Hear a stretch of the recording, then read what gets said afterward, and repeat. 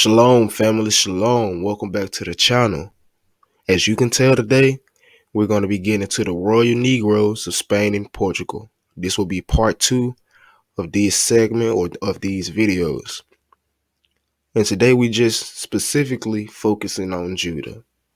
We're focusing on tracing Judah's footsteps from Spain and Portugal to West Africa to the Americas.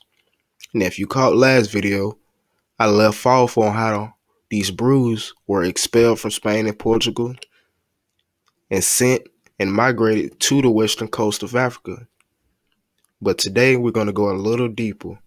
We're going to go a little deeper into the history, into the tribes, into what happened to these peoples and where did they end up. So without further ado, we're going to get straight into it. All right, so when it comes to presenting this evidence, we're going to go source by source to make this more clear to the people, right? So it can be understood what's going on here. So to establish this and to go through this, we're going to start off by reading a reference from the treatise Physical Geography by A. Barrington. All right, because we have to get an understanding of what these Jews look like, what color they wear. All right, so we're going to start right here where it says, we need to go no further than the Jews of southern Spain and compare them with those of Holland and northern Germany to perceive a very striking difference. The Spanish Jews is always dark complexion. The Spanish Jews is always dark complexion, and his hair is uniformly black. So we need to go ahead and get that European Jew out of our mind, this Palestinian Jew out of our mind, because we know that the Spanish Jews is always dark complexion. All right, the next reference we're going to be reading from is A New Voyage to Italy, and we're going to start right here, and it says, "'Tis also a vulgar error. The Jews are all black, for this is only true of the Portuguese Jews who, marrying amongst one another, beget children like themselves, and consequently the swarthiness of their complexion is entailed upon the whole race, even in the northern regions." So we have both Spanish and Portuguese Jews being told or being known as being black people, swarthy people, begetting children that look like them. So we know that these people up here are black. So we got to keep everything from these sources in mind. These are depictions of the Spanish and Portuguese brews, right? You see these so-called Negroes or new Christians in Spain and Portugal. These are medieval paintings of the new Christians being tortured and being grafts to be converted, right? We see these black faces. So let's continue to build. The discovery of the Gold Coast served indeed yet more to enlarge the sphere of the navigation of the Portuguese than their slave trade, but it forced them also to extend themselves on the coast and to settle colonies in the Congo and Angola and other places which they had till then neglected. So the Portuguese set up shop in the Congo and Angola. All right, so King John II in 1492 expelled all the Jews to the island of St. Thomas, which had been discovered in 1471, and other Portuguese settlements on the continent of Africa. And from these Spanish Jews, the Black Portuguese, as they were called, and the Jews of Loango, who are despised even by the very Negro, are descended. So we see that the brews were sent to Portuguese colonies, right, in Congo, in Angola, and then Loango. And another important thing to take away from this is that these Spanish Jews were called what? The Black Portuguese. So that's a cut to that right there. For everybody that's saying that these Jews were white, these Jews were European. No, they was not. All right. These Jews were indeed Negroes. But let's continue on and get into the meat of these sources, get into the meat of this information. All right, so we're going to be pulling some journals, some archives from Cambridge University. All right, it's called the European Journal of Sociology, and this is volume 61. All right, so we're gonna start right here where you see the pointer, and it says, in the reign of John II of Portugal, nearly 700 Jews were taken from their kin and deported to the island of São Tomé on the West African coast. This island is close to Nigeria, Cameroon, and Gabon. Escaping from Sao Tome, the Jews immigrated to the coast of Angola between 1484 and 1499. They must have settled in several Portuguese colonies and over the centuries mixed with the indigenous black population. All right, that's why I said it's important to remember what these sources is saying, because this source just basically just confirmed the fact that these Jews were settling in these Portuguese colonies along West Africa. All right. But right here it tells us that near the Congo in Gabon in 1776, black Jews called the Vabumbu, or even the Mavumbu, lived on the coast of Loango by the river named Rio Muni. It would seem that they adopted Christianity at the same time as retaining their Judaism. So we see that some black Jews in the Congo, who are descendants of the Spanish and Portuguese brews, can be known as the Bambumbu or the Mamumbu. So let's continue on. By 1847, David Livingstone discovered a group of educated blacks living in the interior, some 200 miles from the coast of Loango. All right, so we got the coast of Loango with the Mavumbu, and then we got some brews down here on the coast of Loando. All right, so let's not get that confused. Loando and Loango. All right, these blacks were called the Jews of Angola. All right, so basically the Jews of the Congo up top, and we got the Jews of Angola. All right, these are two Portuguese colonies. All right, and these are the same colonies that brews were sent to. But let's continue. They were good merchants, learned easily, and had knowledge of what? Portuguese law and history. Now, why would they have knowledge of Portuguese law and history? This is because these were Portuguese outcasts. These were descendants of those Brews who had been exiled to the western coast of Africa. But let's continue.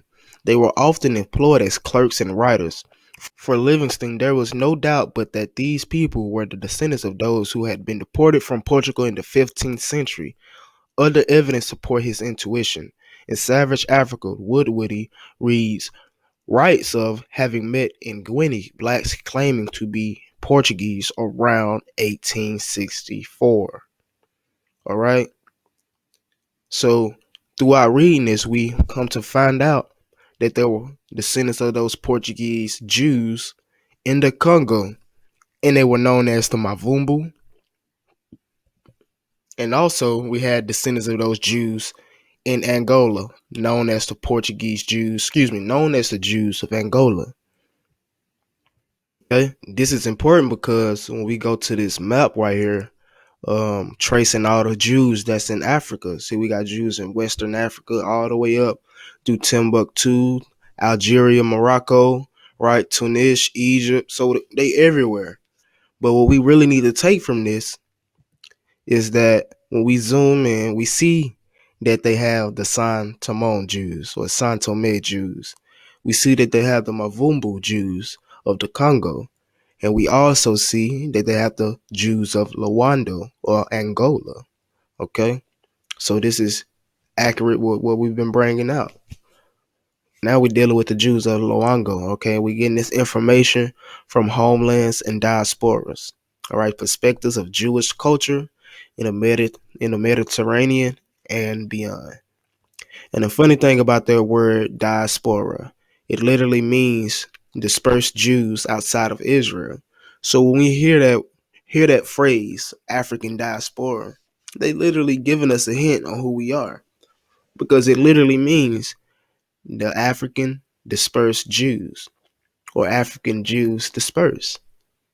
All right, because that's what we are, African Jews. We're African Shemites, Afro-Asiatics, okay? So we're going to begin right here. And it says, as we have seen, there was a sense in medieval Europe that the interior of Africa was peopled in part by Jews in the form of the lost tribes of Israel. Okay, so let me just say this. When we're talking about the lost tribes of Israel, we're talking about the northern kingdom. We're not talking about Judah, Benjamin, Levi. We're not dealing with the southern kingdom, all right? So during medieval European times, all right, they already knew that the interiors of Africa was peopled or populated by the northern kingdom. Okay, so let's continue. And this was particularly the case in West Africa hinterland. It appears, however, that a specific connection had also existed for many centuries between the Loango coastline and Jews. Some 15th century European maps designate the coast near Loango the Gulf of the Jews. Speaking of the great voyages of the explorer Diego Cao, the Anglo-German geographer Ernest George Ravenstein speculated it may be presumed that Cao, in the course of this second voyage, gained a fuller knowledge of the coastline first discovered by him to the north of the Congo. He may thus have visited and named the bay called Golfo dos Judeos, the Jews' Bay old maps, either because there was a Jew on board of his vessel, or what is less likely because he was struck with a Jewish physiognomy of some of the natives. In addition, Martin Behaim's 1492 globe, the famous Earth apple, now in Nuremberg, calls the bay the Golfo de Judeos, and there is some speculation that Jews might have been exiled here following the persecution of Jews in Portugal in 1487. The first reference to a black Jewish community in Loango is much later and comes from the pen of Christian George Andreas Oldendorf, the evangelical German theologian who in 1767 was sent to the Danish colony possessions in the West Indies to write a report on the result of the mission of the Moravian Brethren in the islands. He worked hard and meticulously to produce a lengthy manuscript, only a third of which was initially published. The resulting work was published in 1777. In his book, he gave a good deal of detailed and credible information about Africa based on the testimony of the slaves he interviewed. His was the first written account, for instance, of the Igbo people, who are descendants of the Northern Kingdom. Among other things, he mentioned the existence of a black Jewish community in Loango. According to him, Jews had been expelled from Sao Tome, and it was from these banished Jews that the black Portuguese and the black Jews of Loango, who were despised even by the local black population, were descendants. All right. So we see that there was a black Jewish community in Loango who were descendants of the Spanish and Portuguese Jews. Okay. But let's continue on down here. It says, after Oldendorf's revelation, the Jewish community did not exactly implode with joy at the discovery of a new branch of the people of Israel. All right, of course they didn't. They're not going to be joyful with the truth coming out about the true Israelites, about the true Hebrews who've been dispersed to the four winds. All right, because the truth coming out, and it's coming out hard. All right, and it's becoming undebatable. But let's continue on. No Jew, to my knowledge, went to discover the inner sects of the remote community. 100 years after Oldendorf's book, during the 1873 German expedition to the Loango Coast, Adolf Bastian, the polymath, best known for his contributions to the development of ethnography and a member of the expedition, seems to have considered that there was indeed some connection between the ancient rumors of the Jewish population on the Loango coast and Oldendorf's community. All right, so this is true. All right, so this information about Jews populating this location is true. All right, he noted that in the land of the Brahmas on the Loango coast was to be found the place referred to by the early geographers as the Golfo de Judeos.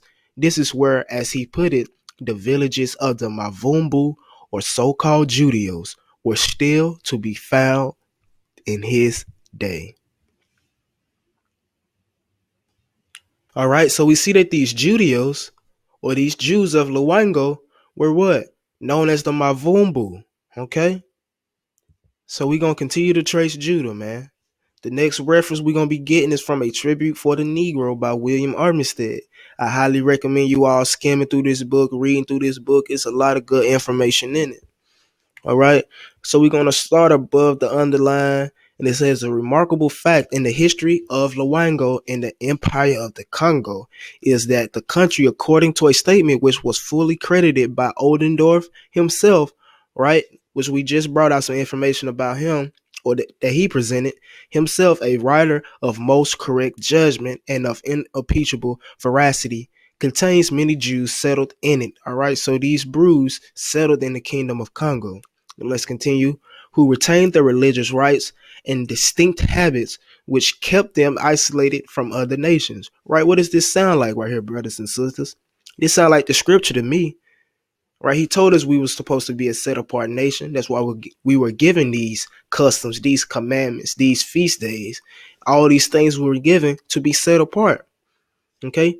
It goes on to say, thus separate from the African population, they are black and resemble the other Negroes in every respect as to the physical character. Okay? Because we know over time, Shem and Ham been mixing for centuries, right?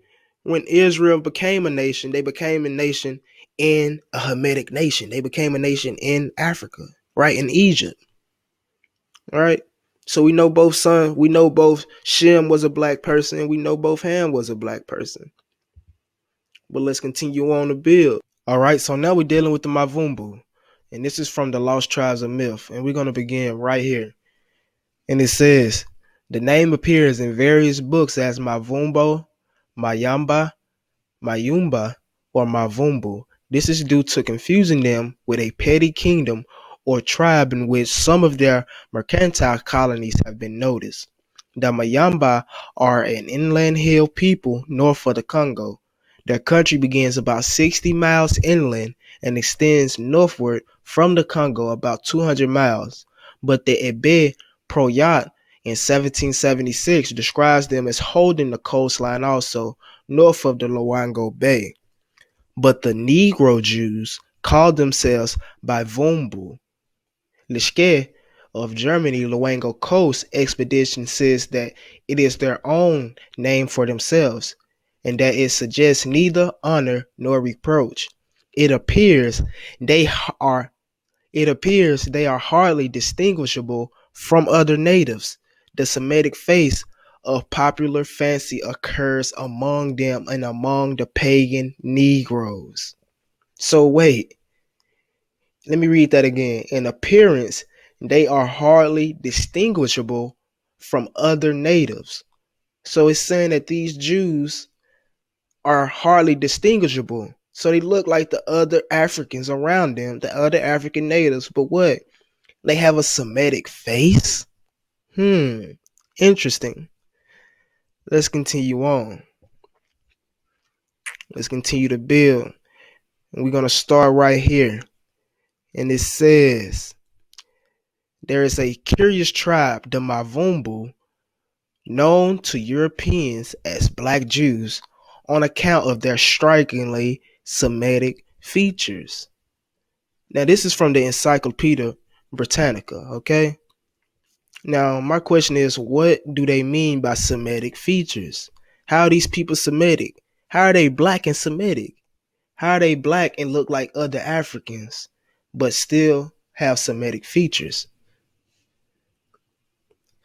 According to this, Semitic is the race or categorization of a dark complexion with thick, black, or curly hair, a hook nose rather than thickened at the base, and thick lips. All right. So these are dark complexion people. Semites or Semitic peoples are dark complexion peoples. And this is what distinguished them. They thick black lips and they're thickened and hook nose, right, in their hair. Their Semitic features is what distinguished them from these native Africans. That's why when you look at us African Americans and you look at other Africans, we look nothing like them, or we can tell the difference. Although we both black, although we both may be Negroes, or we both may be black, our features are different. That's how that's how it is when we look at the Igbo or the Ashanti or the Yoruba. All those groups over here, all these Hebrew groups over there in Western Africa and down the coastline of Africa, they look exactly the same, but they don't look like the other native Africans because we are Semitic peoples. And we still look Semitic to this day. Okay? This is from the hidden history of the biblical Jews of the kingdom of the Kakongo, the kingdom of Kabin or Ngoy. Okay? We're going to start up top. It says, it is stated that the philosophers are not the only Jews of Negro race.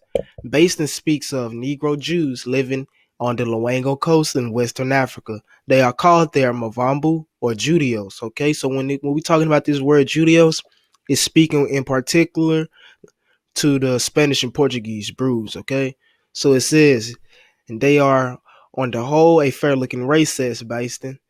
They are more serious and restrained than the rest of the Negroes. Although in other places they are despised, here they take a dominating position, or at least such as to be respected and partly even feared, because they are rich and have most of the commerce in their hands.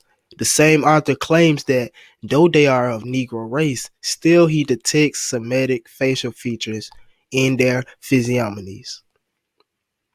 So here we have it again. These same brews on the Loango coast, the Mavumbu, is said to have Semitic features, although they are Negroes.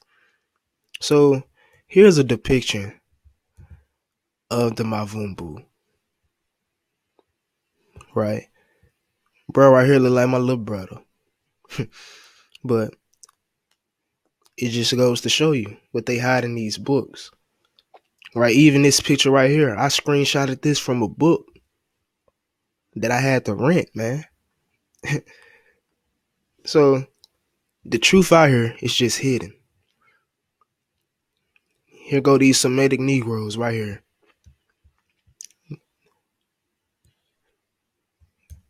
All right, so now we're about to jump into Babylon and Timbuktu, and we're going to get into some information of the Jews of Angola, okay?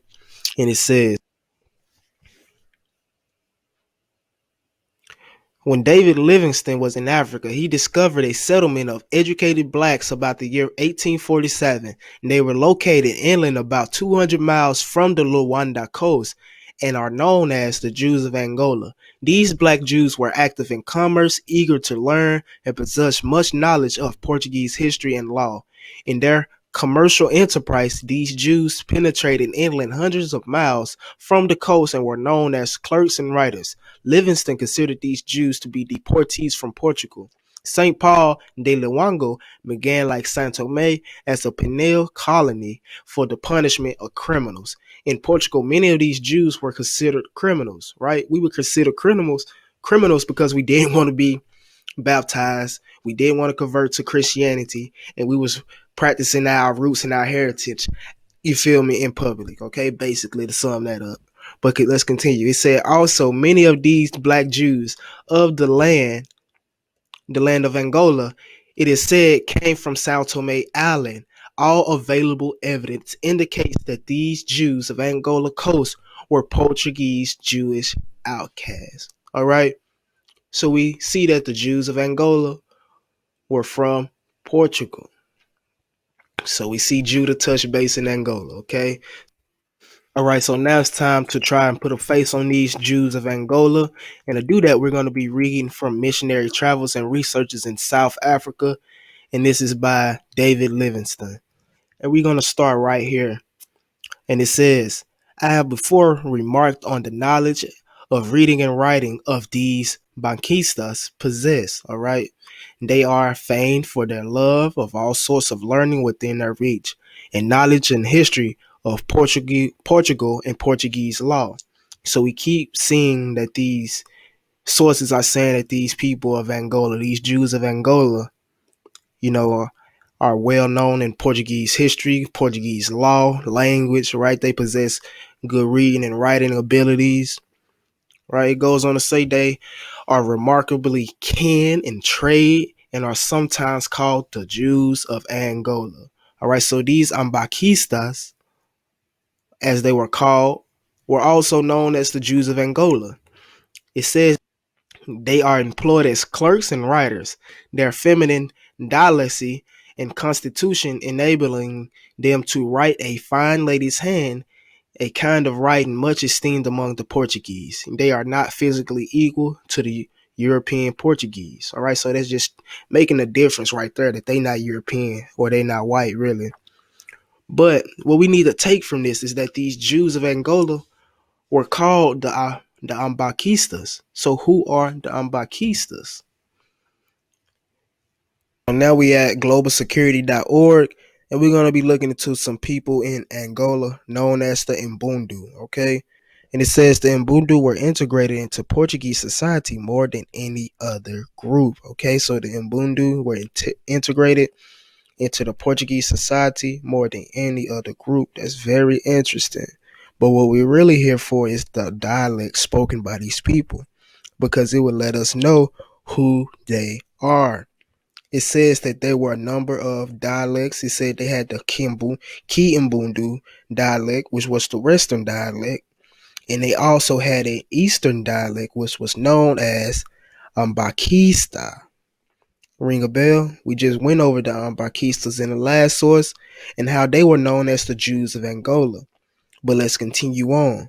It said it had its origins in the 18th century in a mixed Portuguese and Bundu trading center at Ambaca.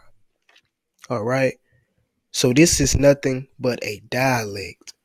So when it's saying in the previous source, the Ambaquistas, it's simply talking about the Mbundu.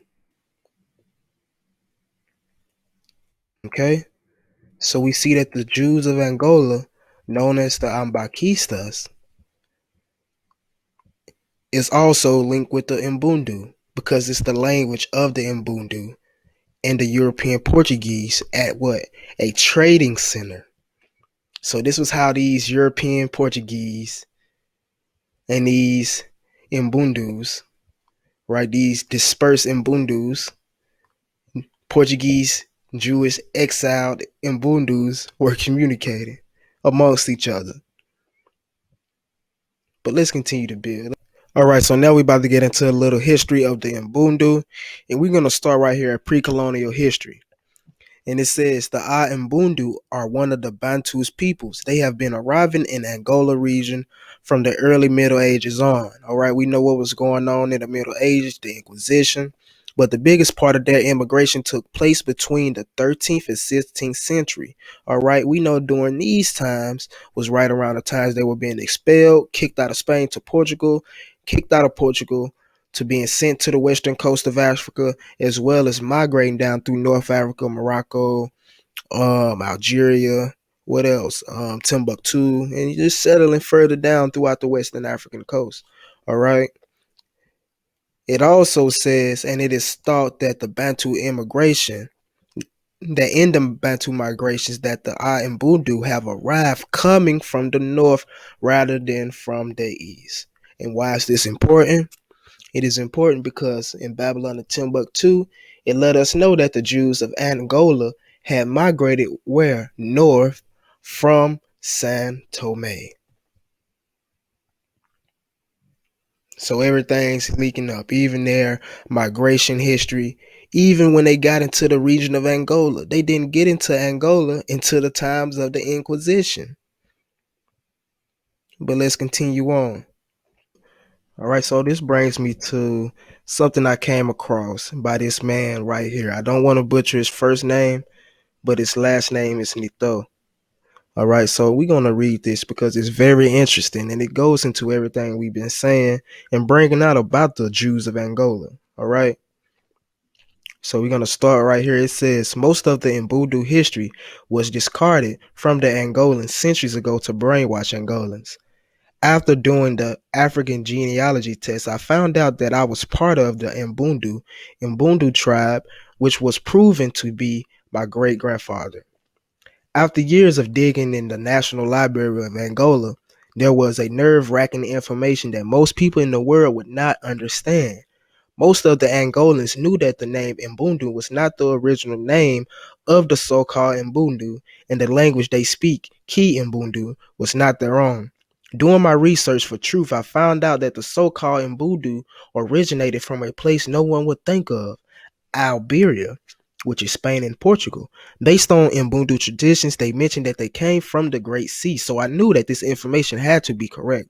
When they became rulers of the Iberian land, the tribal names was never was ever known as the Mbundu, but it was known as Labitos, which is the name of the seaport in Angola, and which was the last name, and which is the in which the last name de los Bitos is derived from.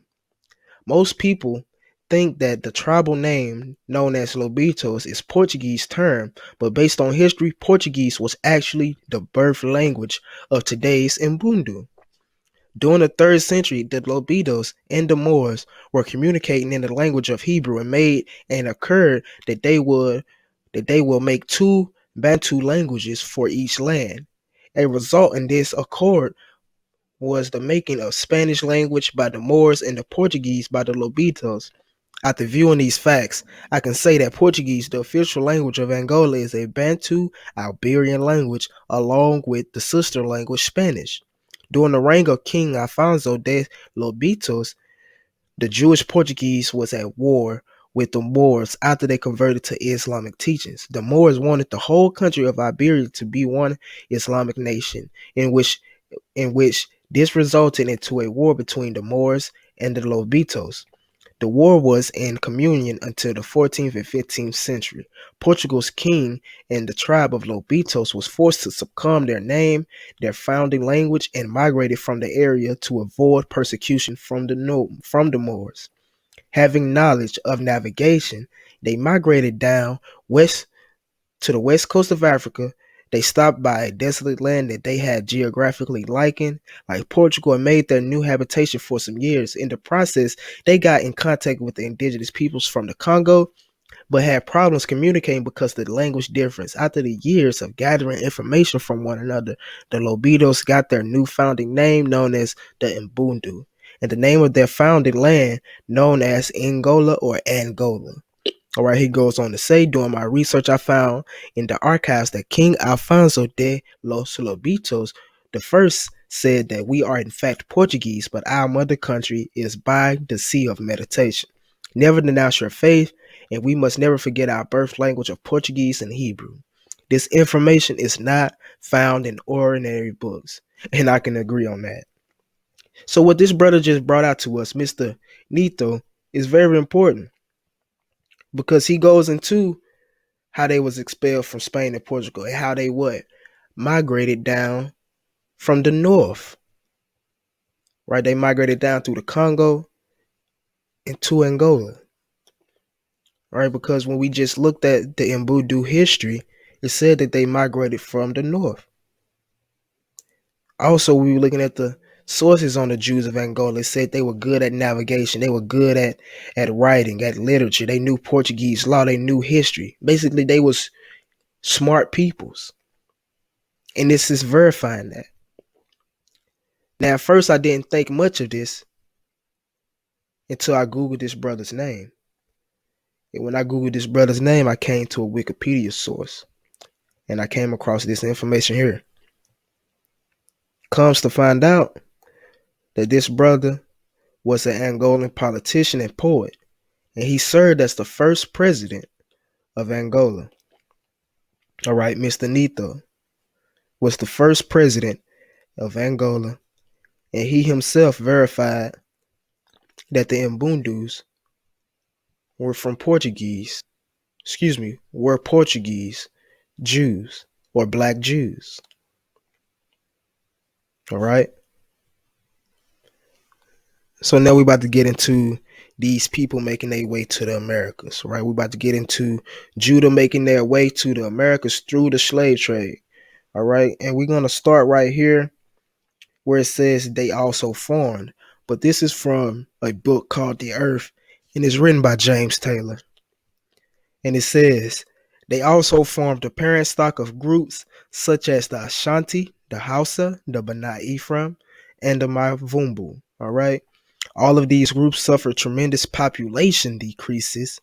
All these groups suffered tremendous population decreases during the years of the Atlantic slave trade. All right. So we see that the Mavumbu, which we brought out earlier, the Jews of the Congo, were affected by the slave trade and a population decreased tremendously. Okay, so now we're jumping back to Babylon, to Timbuktu, and we're going to bring out some information right here at the bottom. We on page 129, and it says, now we can understand why writers like Frederick Rosell considered the tribes along Loango and the Kabardina Coast Christians. These Jews had to maintain a Christian guise in particular, so in the presence of white people, any European could have been an agent of the Inquisition.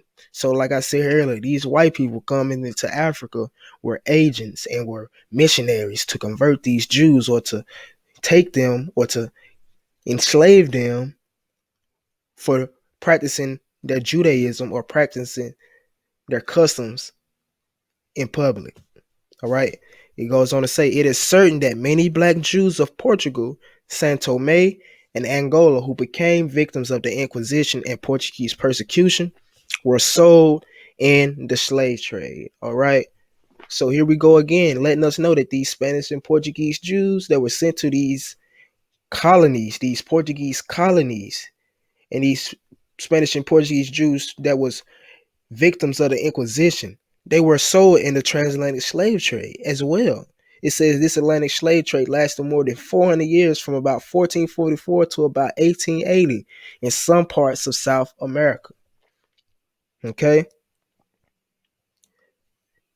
So now we're about to deal with the number of slaves exported from the Luanda coast in Angola, the same location of the Mbundu Jews. All right. We see at the start of 1768, they had a little over 5,000 slaves exported from Luanda, right? We see over the years it gradually went up, right? So from about 1768 to 1806, they would average between 5,000 and 15,000 slaves yearly, all right? And we know that this is talking about Luanda. This bottom line is talking about Luanda based off this chart. Is giving us the information right there, all right? But let's continue on. We go to the history of the slave trade on Wikipedia, okay? Slavery in the 17th century, because we about to make these connections real quick. So from the 17th century to the early 19th century, many Angolans were transported via the Atlantic slave trade to the United States. Now we know that the Spanish and Portuguese Jews settled in Angola. Let's continue. Enslaved Angolans may have been the first Africans to arrive in the 13 colonies. This reference to the event in 1617 in Jamestown, Virginia, when Angolan slaves were captured by pirates from a Spanish slave ship bound for New Spain and sent to Jamestown. The first Angolan slaves of Virginia, 15 men and 17 women, were who? Mbundus and Bakongo, who spoke Ki Mbundu. All right? So the first slaves were the Mbundus, who were Spanish and Portuguese outcasts. So with the previous information found, I think it's safe to say that the whole 1619 story of the slaves brought from Angola were really Spanish and Portuguese Jews who found their way and settled in Angola. All right? We know the Mbundu are descendants of the Spanish and Portuguese brews, okay? So when looking at this, we see that a lot of slaves were taken from the Loango coast, which is the Congo, and the Angola coast, right? In Angola, the same places where these Spanish and Portuguese Jews were doing the slave trade and leading up to the slave trade, right? When it pertains to the Mavumbu Jews of Loango, we know that they settled in Cabinda as well as the Congo River, according to the sources. So these Jews were in the same locations that they were taking slaves from, But let's continue to build. Let's continue to move on. Thus far, we've brought out the history of the Jews that settled within West Africa or settled within Africa from Spain and were sent to America via the slave trade. But now it's time to deal with the Jews that were sent directly to the Americas from Spain. So let's get into it. Can you tell us a little bit about the Sephardic Jews and how they were scattered because they went west? I sure can. Because the reason why I want to is because a lot of them, and a lot of people don't know this, are in the Caribbean. They are. In the islands. And you're one of them. I know that. I'm one of them. I know that. Because, a lot of folk don't know that those roots are there. One of the first batches of slaves that came to Jamaica, they were the Sephardic Jews. It's documented. And they're all over the Caribbean, South America, Central America, and even the South Central United States. Wow. And DNA testing is a factor in all this now. So what happened is, as the Jews were scattered, primarily after the destruction of the temple by the Romans and then the final revolt, they wandered into around the world and essentially became two groups. What we call the Ashkenazi Jews. They settled in Eastern Europe and were banished from country to country, but Eastern Europe traditions and customs and features, physical features. And then the Spanish Jews that settled in Spain and the surrounding areas, they became known as the Sephardic, which is Spanish. And there was a huge Jewish community in Spain and in Portugal. And in 1492, through the Spanish Inquisition, they were forced to leave Spain, either convert to Christianity or leave Spain. They were banished. And then a few years later, the Jews of Portugal, another huge Jewish population, was banished. And then many of them went west and settled in the Caribbean, settled in Central America and South America, and even the southern United States, southwestern United States. And they're now being recovered a few ways. One, the family traditions. We know we're Jewish. So like the brother said, the first batches of slaves to hit Jamaica were the Sephardic Jews. They also went into how the Jews ended up in other parts of South America, Brazil, right, the West Indies, and even the Americas, right, the southern parts of the United States. So that's what this section or this part of the video is about to get into: the Brews or the Spanish Jews in the Americas. We know that they came to America by way of the transatlantic slave trade, but they came to America in other ways, and I'm about to show you.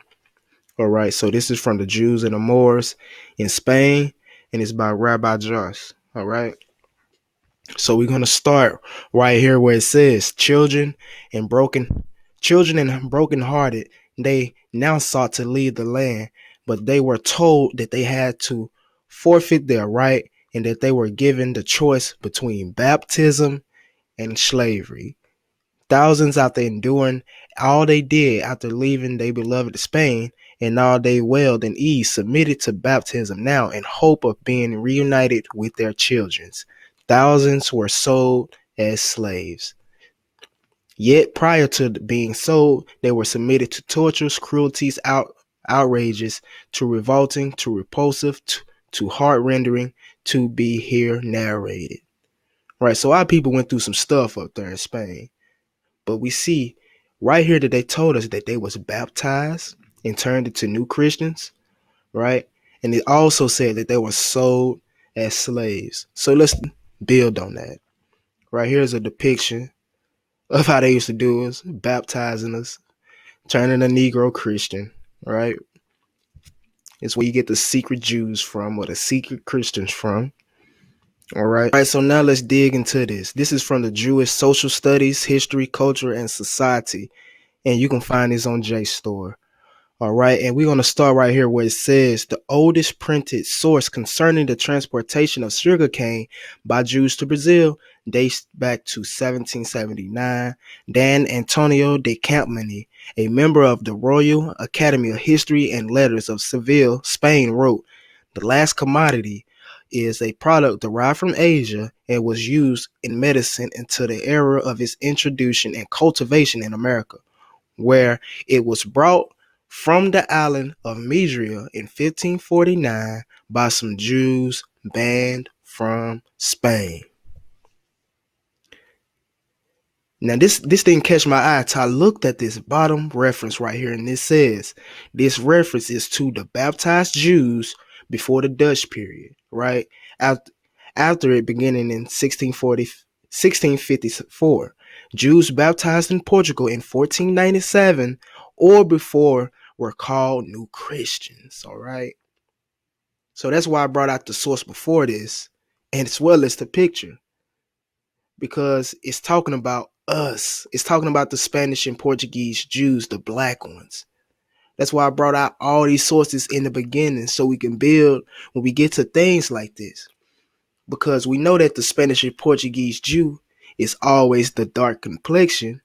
We know that these Spanish and Portuguese Jews were the ones, these Negro, dark-skinned Spanish and Portuguese Jews were the ones being baptized in Portugal in 1497. We know that these Negro Jews of Spain and Portugal were the ones who were converted to new Christians. So these Negro Jews, our ancestors, right, were taken to, well, some of them were taken to Brazil to work on the sugarcane, to work in the sugarcane fields, right? Like it says, it was brought to the island in 1549 by some banned Jews from Portugal, right? Let's continue on. Okay, so this was published by the Johns Hopkins University, Jewish Martyrs of the Inquisition in South America, all right? And we're going to start right there just to bring out something real quick. And it says, it is well known that many secret Jews, all right, secret Jews are Jews who practice their religion, their faith, their heritage in secret, Christians in public, all right? From Spain and Portugal settled very early in the Portuguese Indies, especially in Brazil, where the shiploads of them were exported annually to expiate for some offenses or crimes, right? We know these crimes were not want to convert to Christian Catholicism, were not want to be baptized, and other things, all right?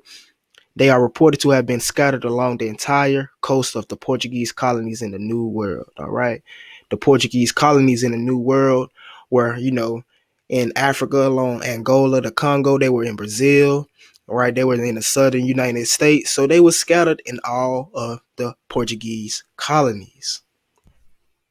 All right, so that brings us to Nature Knows No Color Line by J.A. Rogers. And we're going to start right here. And it says, Wit says an interesting gradation of all shades down to the black is exhibited by the Jew, especially dark were the Jews of Spain and Portugal. The Portuguese Jews were very dark, says Pritchard. The Dutch, Brennan's wife of Napoleon's ambassador to Portugal, said that the Jew, the Negro, and the Portuguese could be seen in a single person. Let me read that again. Napoleon's ambassador to Portugal said that the Jew, the Negro, and the Portuguese could be seen in a single person, meaning the Jew is a Negro. The Portuguese Jews are Negroes. Take it how you want it. But they can be seen in a single person, meaning they the same people. All right. We're going to jump down here. It says many of these Jews who were banished from Portugal by John II, settled in the West Indies. John Bigelow, who visited Jamaica in 1850, saw the descendants of these Jews and say that they were Negroid. Okay, so just like the Brews of Angola and Congo were Negroes, the Jews that were sent from Spain and Portugal directly to the Indies and the Americas were Negroes as well. And that's verified by John Bigelow. But let's continue. The next publication is by Johns Hopkins University as well, The Jews of South Carolina from the Earliest Settlement to the End of the American Revolution. All right, and we just finna bring this out real quick to show you all something. And it says in 1671, additional settlers were brought over by Yemens, and shortly afterwards, arrivals from Bermuda and the West Indies are mentioned. All right, it is more likely that Governor Yemens brought a number of Jews with him on both occasions, right, from the West Indies and the Bermuda. All right, we know that these Negro Jews were down there working on the sugar plantations in the Indies. But let's continue on. Though historians have heretofore fixed the date of the arrival of the Jews in the Carolinas between 1740 and 1750, almost a century later. So we see that they were Jews in the Carolinas. But let's continue to build on this. We have proof of that. And this is from the Fireman's Magazine. And it was published on January 1884. This is volume 8.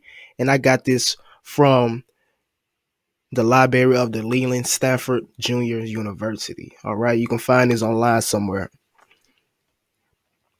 Okay, and this is a story of Judah P. Benjamin. And it says, I heard a fact or two about Judah P. Benjamin's early life the other day, which were new to me.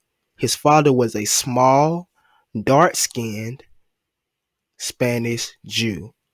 His father was a small, dark-skinned Spanish Jew who kept a little fruit shop on Market Street, Charleston, South Carolina. But yet they'll say that Jews never came to America. They'll say that the black people in America cannot be Jews. But we showing y'all all the receipts there is to show. Dark-skinned Spanish Jew who kept a little fruit shop on the Market Street of Charleston, South Carolina. But let's continue to bring out this stuff, man, because that's not it. This is your typical Spanish or Portuguese Negro. Dark-skinned Spanish or Portuguese Negro, right? So this is more than likely what his pops look like, what a lot of our people look like. But let's continue on, man. This is from the Jews of South Carolina, from the earliest times to the present day. And it says, the history of the Jews of South Carolina is naturally enough mainly the history of the Jews of Charleston.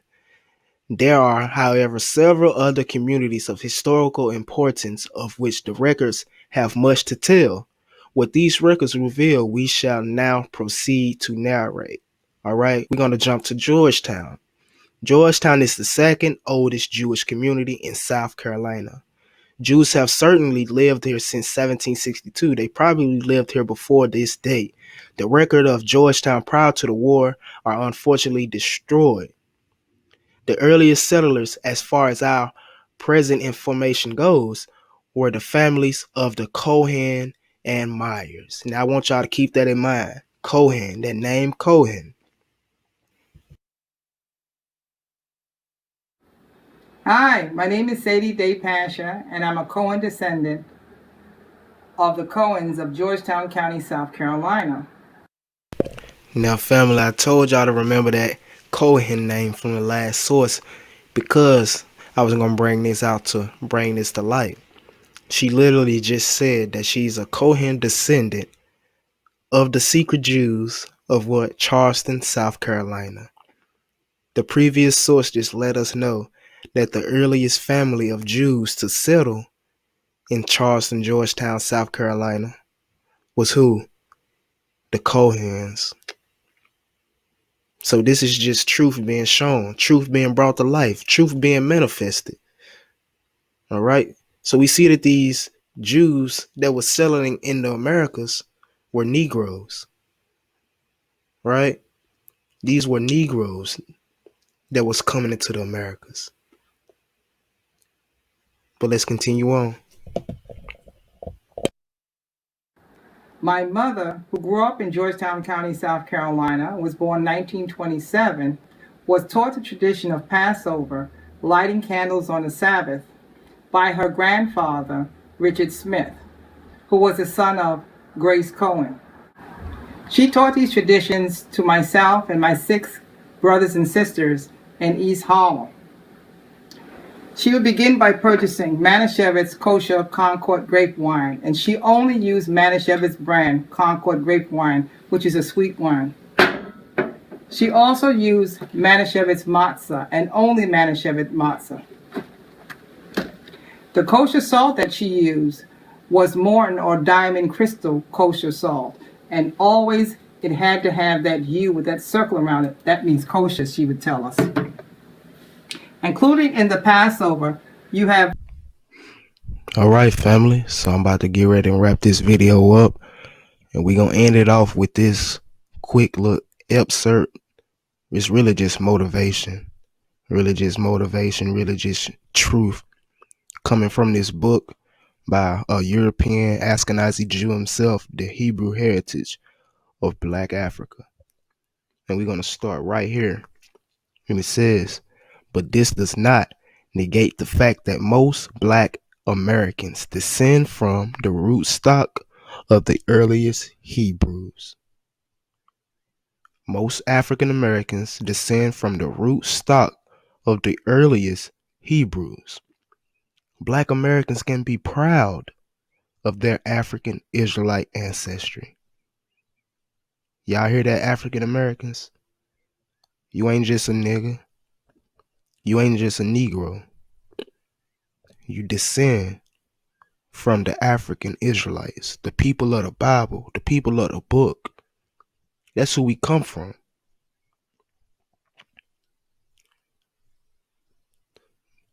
It is an integral part of their heritage, not just an alien overlay. It has played a major role in shaping world civilization. And to the extent this ancestry is important to peoples of other races and colors.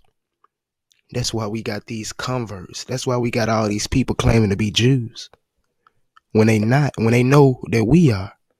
Why you think you don't know who you are?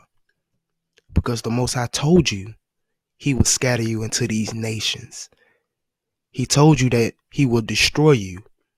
He told you that you will forget who you are. Right? But we waking up. And I'm going to finish this video off with this last verse. Zechariah 10:8.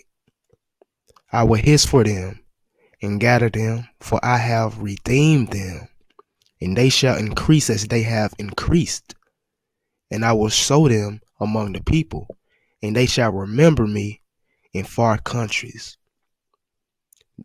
And they shall live with their children and turn again. You see, that's why it's a mass awakening going on right now. Because the Father told us, He let us know ahead of time that when we are in these far countries away from our homeland, we going to remember ourselves. And we going to start to turn back to Him. That's why us brothers and sisters out here in this truth got to continue to push this knowledge, continue to wake up the lost sheep so that we can continue to awaken. And this awakening continue to get bigger, and so that we can be restored, redeemed, and returned to our land and with our God.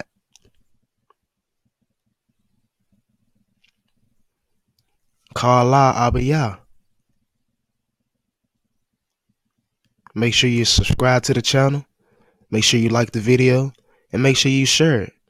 We got to continue to expand this knowledge, continue to expand this truth, and continue to let our brothers and sisters see that we working and we researching out this stuff and we finding out who we are. It's just, are y'all going to accept it or continue to reject it? And with that, I say shalom, and until next time, Israel.